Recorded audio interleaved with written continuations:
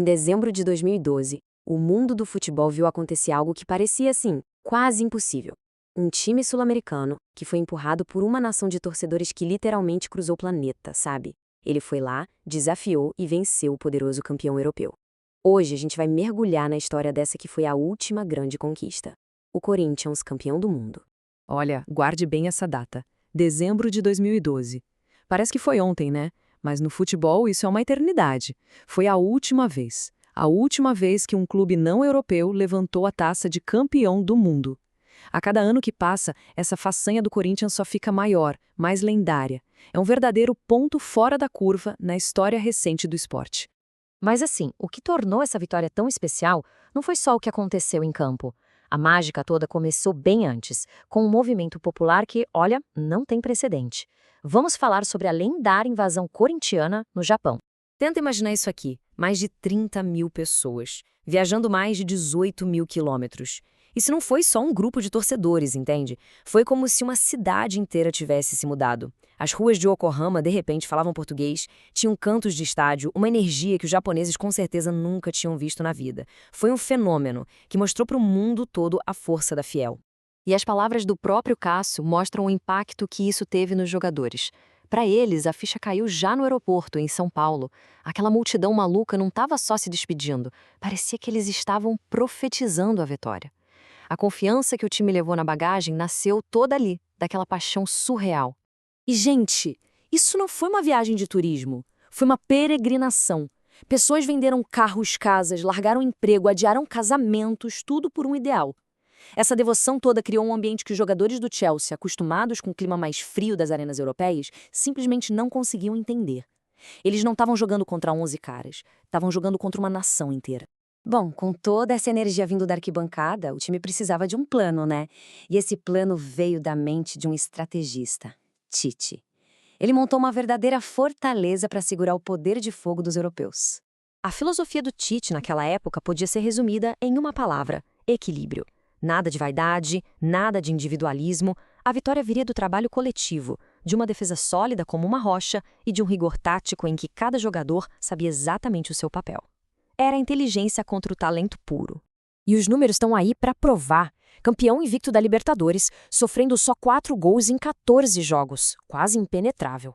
Contra o Chelsea, o plano foi executado à perfeição. Linhas compactas, sempre 2 na marcação do Hazard, o time se defendia como um bloco só. Foi um jogo de xadrez e o Tite parecia que tinha antecipado cada movimento do adversário. Com o apoio surreal da torcida e a estratégia impecável do Tite, o cenário estava montado para o confronto final. A grande batalha de Yokohama. De um lado, a gente tinha a raça e a organização do campeão da Libertadores. Do outro, as estrelas e o poder financeiro absurdo do campeão da Champions. No papel, o favoritismo era todo do Chelsea. Mas a gente sabe que futebol, felizmente, não se joga no papel. Os números do jogo até contam uma história de pressão. O Chelsea chutou 3 vezes mais a gol, teve mais posse de bola. Então, fica a pergunta, como é que o Corinthians venceu? Pois é, a resposta tem nome e sobrenome, e ele usava a camisa 12. Se o Corinthians era uma fortaleza, o Cássio foi a muralha dessa fortaleza. Naquela noite, ele teve uma das maiores atuações que um goleiro já teve em uma final de Mundial. Foi coisa de cinema. Logo no comecinho do jogo, o roteiro do favoritismo europeu parecia que ia se confirmar, sabe? A bola sobra limpinha para o zagueiro Cahill, quase na pequena área. Era gol certo. Ou melhor, seria se não fosse o Cássio. Com um reflexo inacreditável, ele se agigantou e fez uma defesa que já deu o recado de como seria a noite dele.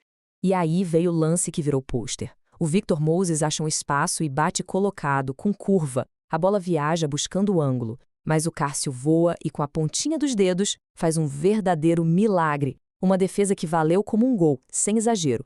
Nem a grande estrela do time, o Fernando Torres, conseguiu passar por ele.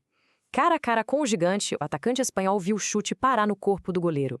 A cada defesa, a muralha corintiana ficava mais alta e o desespero do Chelsea, visivelmente, aumentava.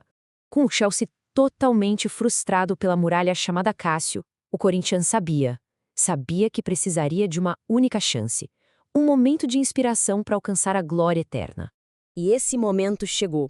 Minuto 69, Paulinho arranca pelo meio, o Danilo chuta, a bola desvia na zaga e sobe. Por um segundo, o tempo parou, Mas não para Paulo Guerreiro. O peruano, com faro de gol impressionante, sobe mais alto que todo mundo e, de cabeça, manda a bola para a rede. A explosão em Yokohama deu para ser sentida aqui no Brasil. Aquele gol do Guerreiro não valeu só o título, entende? Ele marcou o fim de uma era. Cravou o nome do Corinthians na história como o último time da América do Sul a conquistar o planeta. E as premiações individuais só confirmaram o que todo mundo viu em campo. Cássio, o gigante, eleito o melhor jogador do Mundial. Guerreiro, o herói do gol, com o bronze. O pódio daquele torneio foi basicamente um retrato da conquista corintiana. E este gráfico aqui, ele mostra bem o tamanho do feito. De lá para cá, o que a gente viu foi uma dinastia europeia. Bayern, Real Madrid, Barcelona. Só deu Europa. A cada ano que passa, aquela estrela de 2012 brilha mais forte. Foi a vitória da resistência.